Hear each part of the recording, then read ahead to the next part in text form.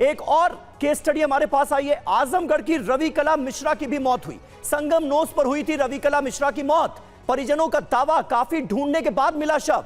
परिजनों ने यह कहा कि मेडिकल कॉलेज में 100 से 200 शव उन्होंने अपनी आंखों से देखे। परिजन दावा कर रहे हैं कि मेडिकल कॉलेज में 12 लोगों की लिस्ट लगी हुई थी। संगम नोस पर रविकला मिश्रा की मौत हुई और उनके परिजन ये दावा कर रहे हैं। फूफा जी ने कॉल करके मुझे बताया 3 बजे शाम को। तो आप सबसे पहले कहाँ गए? पहले मैं दारागंज गया, वहाँ गुमशुदगी लिखाया। उसके बाद फिर अनाउंस करवाया 5-6 सेक्टर में जाके, जहाँ तक मैं पहुँच सका। उसके बाद फिर रात हो गई, 2-3 बज गया। फिर मैं रूम पे आया, फिर सुबह मैं गया, फिर दारागंज अनाउंस करवाया। अनाउंस करवाने के बाद फिर एक एसआई बोले कि आप जाइए हॉस्पिटल। मैं हॉस्पिटल गया स्वरूप रानी। वहाँ मतलब कुछ पेशेंट थे, पेशेंट को देखा, वहाँ लिस्ट थी, नहीं दिखी वहाँ फिर दादी। फिर उसके बाद एक डॉक्टर ने मुझे बताया कि आप मेडिकल कॉलेज जाइए, वहाँ कुछ डेड बॉडीज हैं। फिर वहाँ गया, डेड बॉडीज, तो वहाँ 12 फ़ोटो लगे थे, लेकिन 12 फ़ोटो क्या 150-200 डेड बॉडीज़ थी। कितनी डेड बॉडी वहाँ पड़ी थी जब आपने देखा अपनी आँखों? 150-200 डेड बॉडीज़ थी। इसके बाद मैं वहाँ गया तो फिर वहाँ मतलब सबको फेस पहचानना था। फिर मैं फेस पहचाना, फिर एसआई से रिक्वेस्ट किया, वो भी साथ गया। वहाँ से कोई साथ नहीं जाता था। रुपेश, मैं आपके पास आऊंगा। बैक टू बैक लगातार केस स्टडीज हम अपने दर्शकों को इस वक्त दिखा रहे हैं और सवाल सबसे बड़ा यही है कि भगदड़ में आखिर कितने सनातनियों को जान गंवानी पड़ी। जिन लोगों की जान गई है उनके परिवार वालों को इंसाफ मिलेगा या नहीं मिलेगा। ग्राउंड पर जो स्थितियां नजर आ रही हैं वो तो बिल्कुल जुदा है। प्रशासन की मंशा ना जाने क्या है, समझ ही नहीं आ रहा।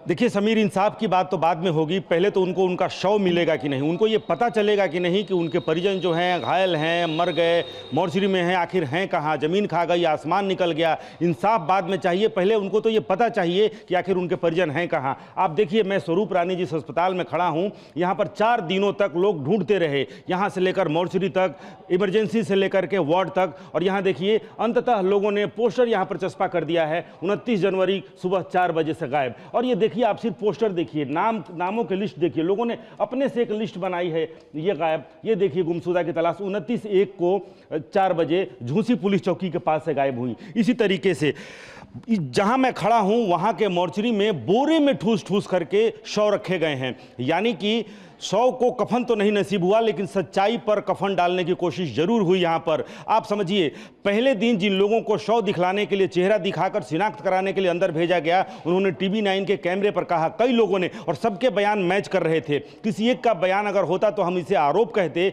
लेकिन कई परिजनों के बयान आपस में मैच कर रहे थे कि मैं जहां खड़ा हूं स्वरूप रानी अस्पताल में, यहां 50 से 60 शव रखे हैं, 40 से 50 वहां रखे हैं। अगले दिन फिर लोगों ने कहा कि फिर मैं शनाख्त करने के लिए अंदर गया था देखने के लिए। उन लोगों ने कहा कि 25-30 शव यहां हैं और लगभग 30 शव वहां हैं।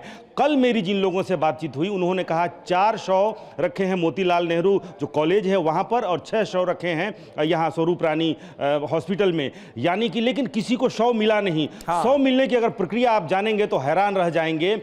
मेले के हॉस्पिटल से स्वरूप रानी हॉस्पिटल लाया गया, यहां से कुछ लोगों को शव देने की बात कही गई, फिर पोस्टमार्टम हाउस भेजा गया। उसके बाद कहा गया कि आप पंचनामा के लिए 5 लोग लाइए। अब आप बताइए, जो लोग महाराष्ट्र से, आंध्र प्रदेश से, बिहार से, कहां से आए हैं, वो 5 लोग लेकर के कहां से आएंगे? लोग परेशान थे। उन्होंने हमसे कहा कि हमको कहा जा रहा है कि आप 5 लोग लेकर आइए, पंचनामा बनाएंगे। उसके बाद कहा गया कि आप जाइए थाने में, थाने से लिखवा कर लाइए। इस हॉस्पिटल में जो थाना मौजूद है स्वरूप रानी चौकी, उस थाने में जब परिजन पहुंचे, वहां से कहा गया कि नहीं, मैं कर नहीं दे सकता, जो पीओ है वहां के थाने से लिखवा कर लाइए। वहां गए, उन्होंने कहा कि मेरे पास सबूत कहां है, आप लिखा कर लाइए कि आपके ही पिताजी हैं और वो मरे और यहीं पर मरे। हमने पढ़ा था, एक खुशवंत सिंह की किताब है कितने पाकिस्तान, उसमें कहता है कि जाओ औरंगजेब के मुर्दे से ये लिखवा करके लाओ। वही हो रहा है यहाँ पर, मारेंगे भी और रोने भी नहीं देंगे। कहावत है कि मारेंगे भी और रोने भी नहीं देंगे। यहाँ लोग मरे पड़े हैं। एक बात यही है कि आखिर सनातनियों की मौत का आंकड़ा छिपाया क्यों जा रहा है? श्रद्धालुओं की मौत अगर भगदड़ में हुई है तो उसके बारे में बताया क्यों नहीं जा रहा है? आंकड़ों को छिपाने की कोशिश आखिर क्यों हो रही है?